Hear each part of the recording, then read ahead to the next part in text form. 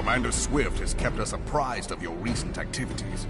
You've made great strides towards quelling the violence. Despite our best efforts to determine what provoked this uprising, the truth continues to elude us. Have you uncovered aught which might shed some light on the mystery?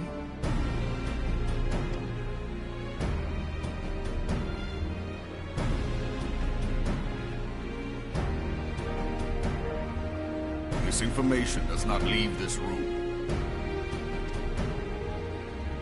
The Syndicate's decision to reject the Doman refugees' appeal for asylum had lasting repercussions. A number of those displaced by the calamity claimed it was proof of a policy of discrimination. Together with a group of Alamegan refugees, they organized a series of demonstrations to protest against the Sultanate. Demonstrations which became heated, but did not descend into violence. Until a certain incident served as a call to arms. A unit of brass blades sent to supervise a demonstration loosed arrows upon unarmed protesters. It was this atrocity which prompted the refugees to take up arms. I need not tell you what followed. We assumed at first that the attack was born of a miscommunication. When emotions run high, they happen. But suspicions were raised regarding the unit's commanding officer, whom I ordered interrogated. Sure enough, our fears were soon confirmed. The dog confessed that a merchant had offered him coin to give the order. A merchant in the employ of GRIDANIA.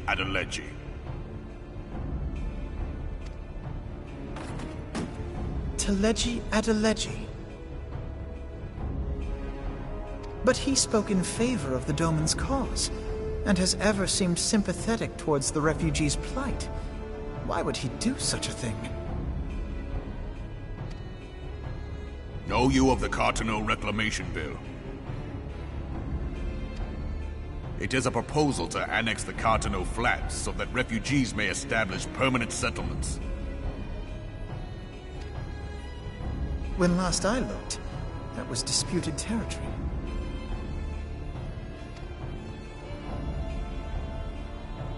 Aye. Some might even call it a battlefield.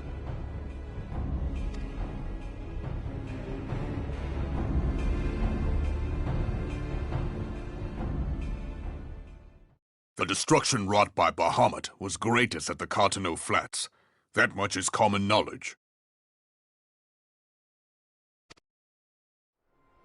What is less well known is that his rampage laid bare ancient Allagan ruins, of which no record existed.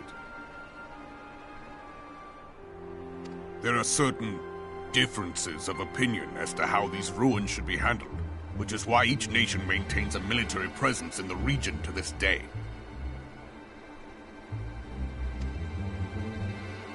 Yet differ though we may, we are still allies. Therefore, in the interest of preserving the Eorzean alliance, we have reached an agreement. Any conflict which may arise during the course of military exercises in the region shall have no bearing on relations between our nations. In full knowledge of this delicate state of affairs, GRIDANIA proposed the Cartano Reclamation Bill. A shameless, bloody ruse which stands to benefit him in but one conceivable way. If successful, he will gain control over the disputed territory under the guise of assisting in the resettlement effort. And you can be sure he'll build an orphanage next to every Allagan ruin.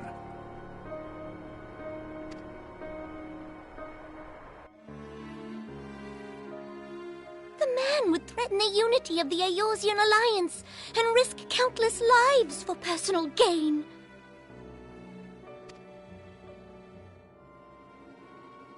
He walks a path all his own, independent of any faction and beholden to none of his fellows on the Syndicate. By inciting the less fortunate to violence, he hopes to convince others that the Cartano Reclamation Bill is the only viable solution.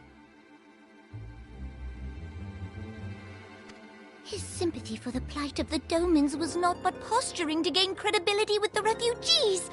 Of that there can be no doubt.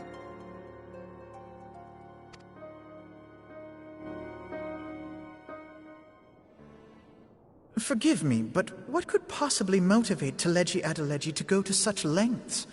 What is so special about these ruins that he would risk his position on the Syndicate, and, most likely, charges of treason against the Sultanate? Omega.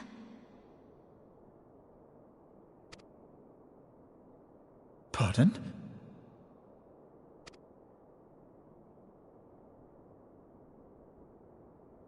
An Oligon monstrosity, not unlike the Ultima weapon. Mayhap larger, we know not. It has yet to be fully excavated. Oligon inscriptions indicate that it was created to fell Bahamut himself. If accurate, it might explain why Nail Van Darnus chose to bring the Red Moon down upon the Cartano Flats. Given the ends he went to ensure Eorzea's annihilation, destroying the one weapon which could stay the Elder Primal may well have seemed like good sense. When first I bore witness to the power of the Ultima weapon, I doubted the evidence of my senses. And now you tell me there is another such weapon, one which could contend with Bahamut. Bahamut! Aye. We were skeptical ourselves. Truth be told, until the Ultima weapon's existence came to light, we thought the inscription had been mistranslated. At present, Omega is more akin to a fossil than a tool of war, having long since ceased to function.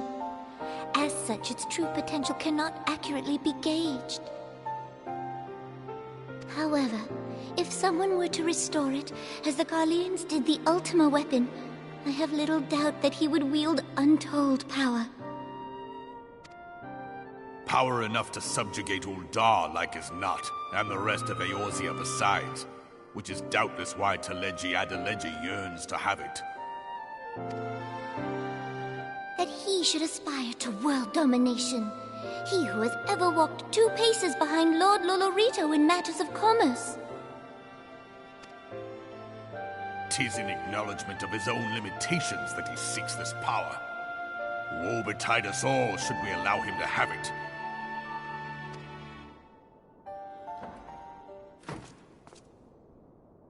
Pray waste no time chasing rats. Only a fool would believe that secrets can be kept in UL'DAH.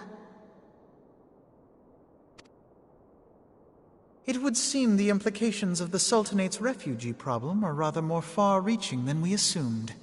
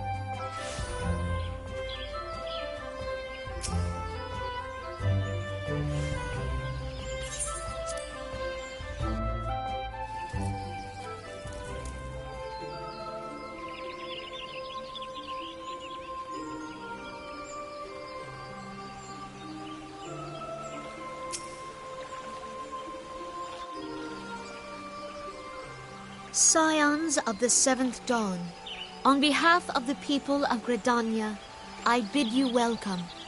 Your presence is of great comfort to us all in these days of uncertainty.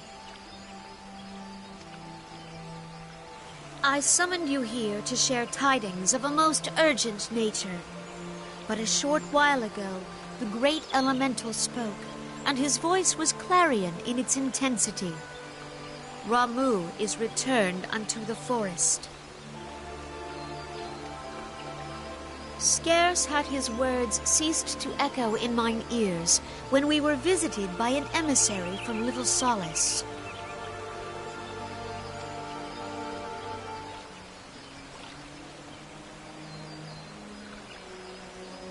Our guest informs us that the Sylphs too have sensed the presence of the Lord of Levin.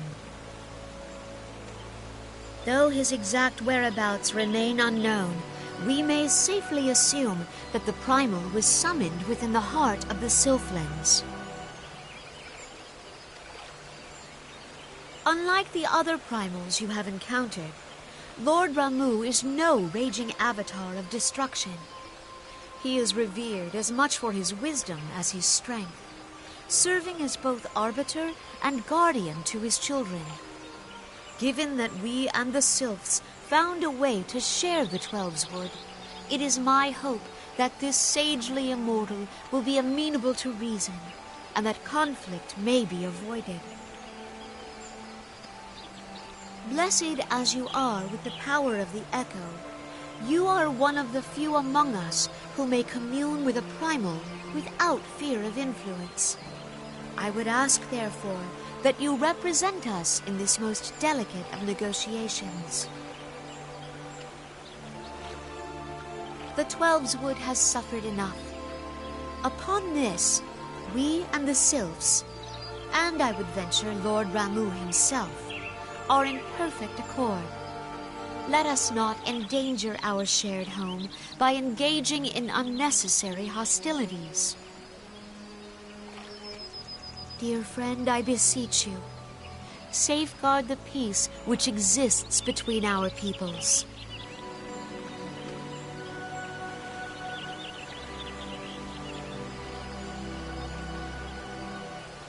You have my thanks.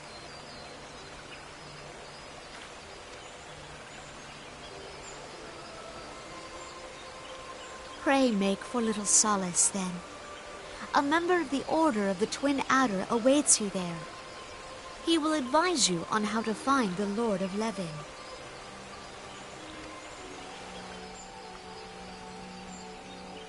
An ill wind blows through the forest. Yet, it is not only the Twelveswood that flinches at its coming. All the land's Veorzia shiver in dread anticipation. Have care.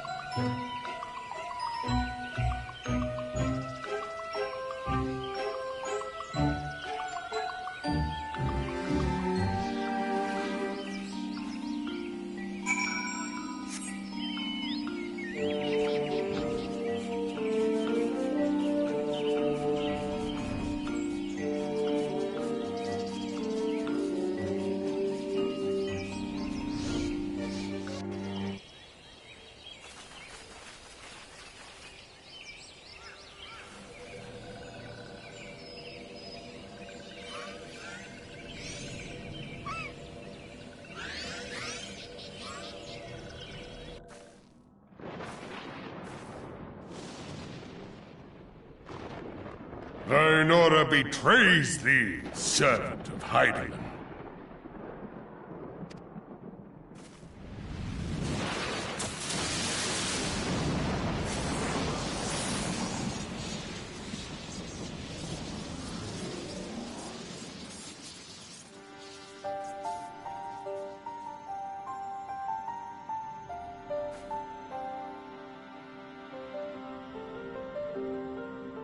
Thou art the bringer of light, bane of Ifrit, Titan, Garuda, and Leviathan. I am Ramu, guardian of the children of the forest. Thou tramplest upon sacred soil, bringer of light. By what right doth man intrude in this sanctuary of the sylphs?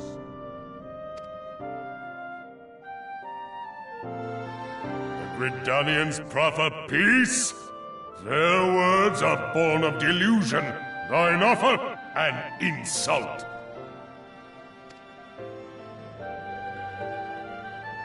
Thou speakest of harmony, yet carest not for my children's desires. They did but wish to dwell beneath these boughs in solitude. Yet even that was too much to ask of man. Thus did they turn to me for succor. The sentence I pronounce upon thy kind is just. Gridanian or Garlean, it matters not. The good intent of one excuseth not the misdeeds of the other. Thy conflicts have brought naught but anguish and misery unto the forest. All blame doth lie with the darkness that resideth in the breast of man. Whence sprung this calamitous seed? In the beginning no such duality existed. Were light and dark given form when man was born? It would explain much. Not least why strife and sorrow follow ever in thy wake. Thou canst not deny the urgings of thine own nature. Knowing that thy mere presence here portendeth tragedy, wilt thou persist in this pretense of peacemaking?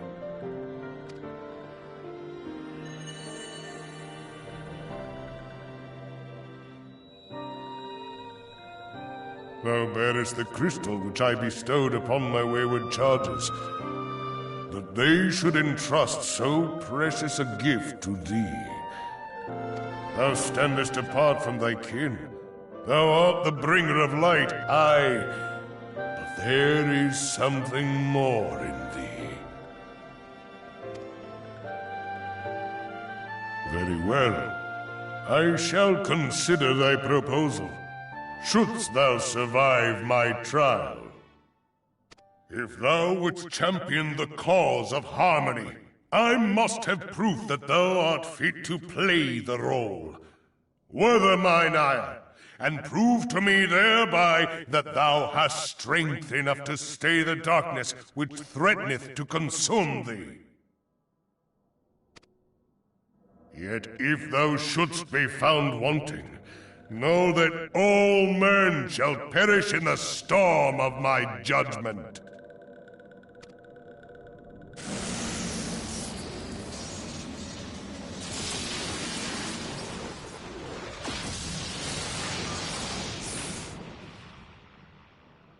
Come to me, bringer of light.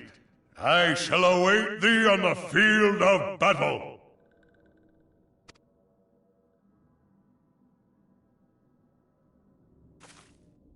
UL'DAH, it is rare indeed to find you so far from a tome.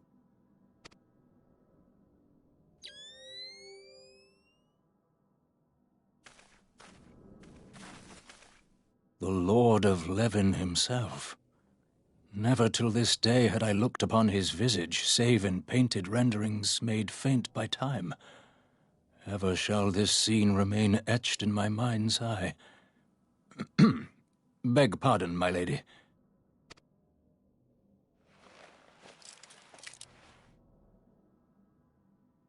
I must beg thine aid on a point of research. If thou art resolved to face Lord Ramuh, I would ask thy leave to observe the event.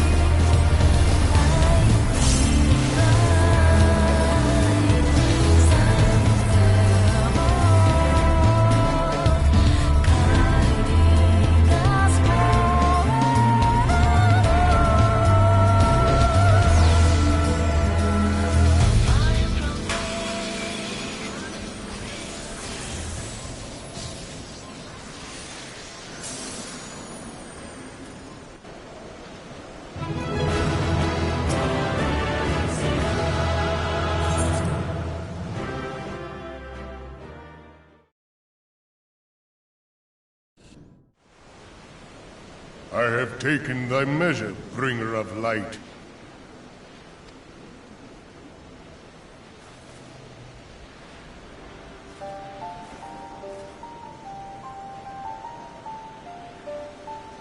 And I judge thee a worthy champion. The task of excising the sin that hath taken root in man's heart is thine. Shrink not from employing thy strength in service to the forest and the wider realm beyond. Like hungering shadows do the enemies of harmony gather, and meekness will but feed them. If man is to be delivered from the dark, it shall be by thy guiding light alone. Stray not from the path, For if thou dost, thy people shall be truly lost.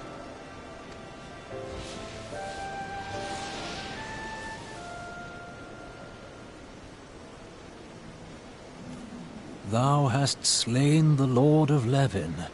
A regrettable act, but a necessary one.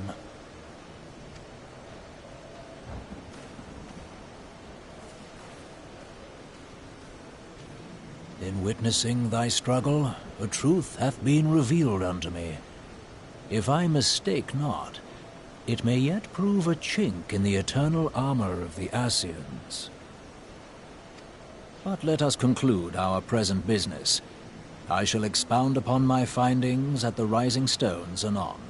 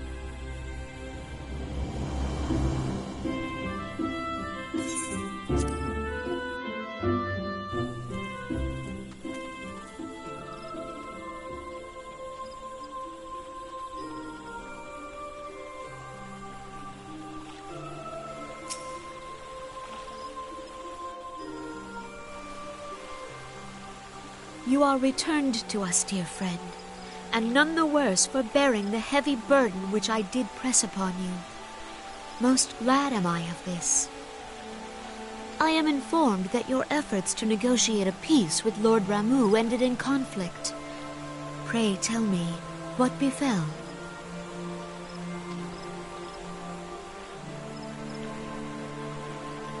Ramuh made trial of you? I fear there is truth to his claim. It is the darkness within us that attracts the darkness without.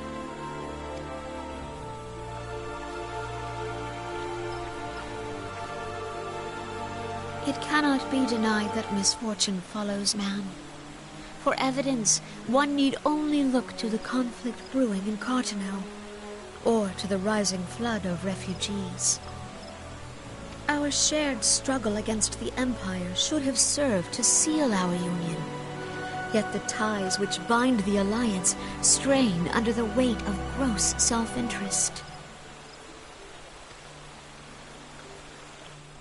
As the scars of the calamity begin to fade, so too does our sense of common purpose.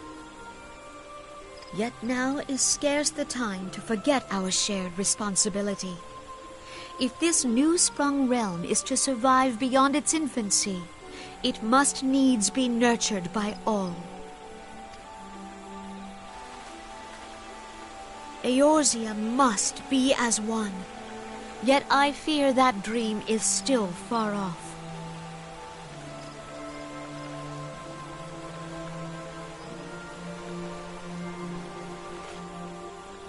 On behalf of the people of Gridania and the elementals both, I thank you for all that you and your fellow scions have done. Full oft have I been compelled to look to you for aid of late, and offered all too little in return. As leader of this nation, I shall endeavor to prove a more worthy ally to your cause henceforth.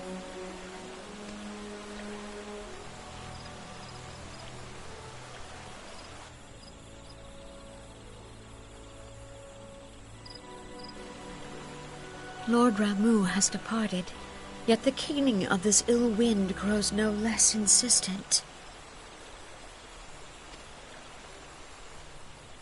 Voices of the forest, pray speak and I shall listen. What unseen evil begets this unease in my heart?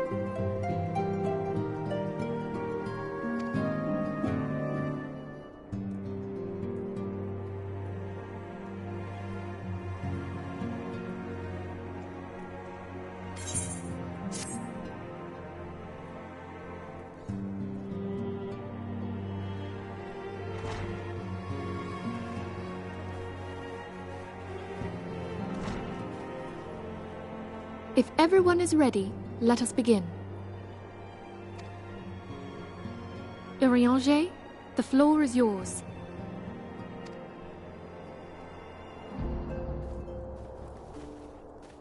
As all here assembled now know, in its final hours as our Order's headquarters, the Waking Sands did play host to a most unexpected visitor. I speak of the Ascian clad in white, Elidibus. Unwelcome though his presence was, his words that day did serve to confirm a truth long suspected, that the Ascians are eternal beings, to whom physical destruction is as a temporary inconvenience. In the intervening time, Urianger and I have striven to discover a means by which the Ascians might more permanently be slain. And 'tis my belief that we have found the thread that will allow us to unravel the twisted skein of their existence. In the moments prior to Leviathan's most recent manifestation, the Sahagin elder who summoned him was observed to undergo some manner of ascension. The etheric readings taken by Y'shtola at the time of this transfiguration have proven most enlightening. The disruption to the flow of ether was sudden and dramatic. So tangible was the agitation, I scarce had need of my goggles. The significance of Y'shtola's readings might better be understood in the context of mine own, taken at the instant of the Lord of Levin's demise. Unlike the Primal, the Sahagin was not subject to etheric dissipation. Before discussing our new discoveries, it may benefit us all to recall what we know of etheric behavior.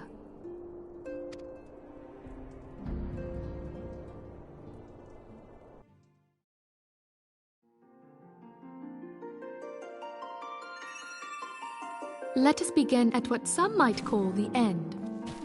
When we who dwell in the material realm die, our spirits dissolve into the flow of ether and are returned to the ethereal realm. In turn, the restless energy which suffuses that plane streams back into our world, giving rise to new life.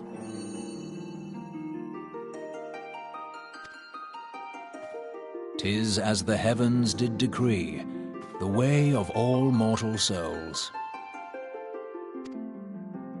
Twixt this world and the next do the ethereal currents swirl, bearing the very essence of life. Thus doth the cycle of birth, death, and rebirth continue unabated."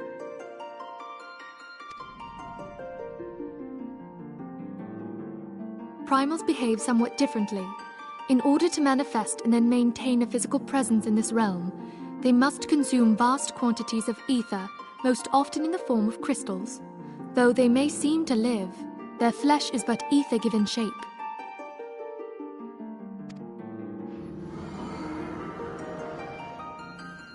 Thus, a defeated primal leaves behind no broken corpse. Rather, the essence of its form seeps back into the land whence it came, and the energy of its shattered spirit is called back to the ethereal realm.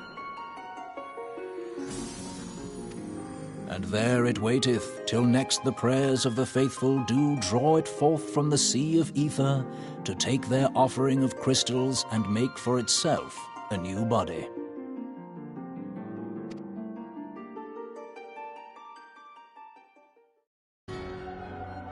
Which brings us on to the third group, the so-called immortals. They exist in a manner all their own. Quite. Even as the Sahagin elder fell to the Admiral's musket shot, I witnessed the release of an ethereal cloud, which immediately took possession of a nearby minion. A soul that dissipateth not upon the death of the flesh. The secret of life everlasting, and in the claws of a Sahagin no less. But I wonder, what would happen to one of these obstinate spirits, should there be no suitable host for it to claim? If mortal death entails a return to the ethereal realm, it seems doubtful that the soul of an immortal would venture there.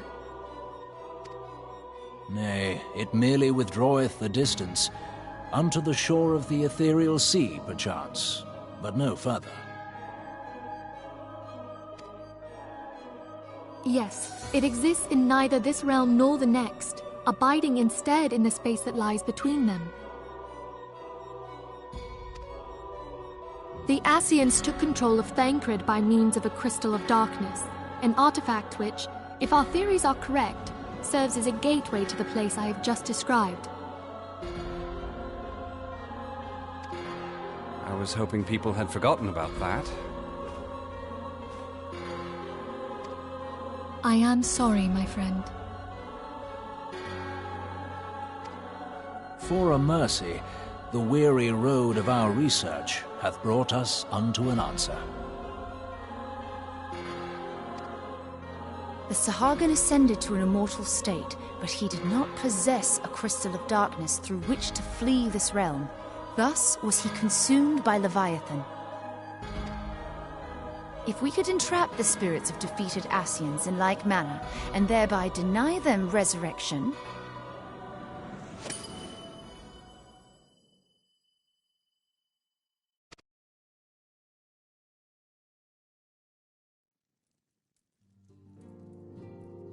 Therein lieth the path to victory. Thou art most perceptive, my lady. Only when we have trapped the bodiless soul within an ethereal prison can we hope to defeat its unnatural constancy. Thus might even an eternal paragon be consigned to oblivion. These feats are, of course, far easier said than done. At present, we lack a viable means to entrap and extinguish an Ascian soul. Yet, I believe it to be possible. The pieces of the puzzle lie before us. We have but to put them together.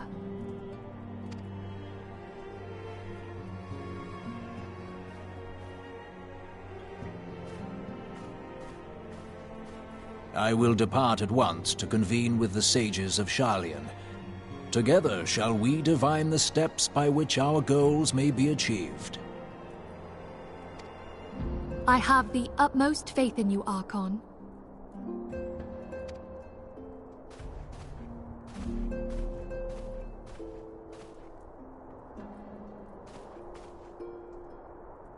Beg pardon, antecedent, but I would raise one final matter. Even now, a Sharlayan survey party seeketh to ascertain the fate of the students of Baldesion. Their findings shall soon be known to us. Though you harbor feelings of dread, I bid you surrender not to sorrow, but abide instead in hopeful prayer. I shall, Archon. Thank you.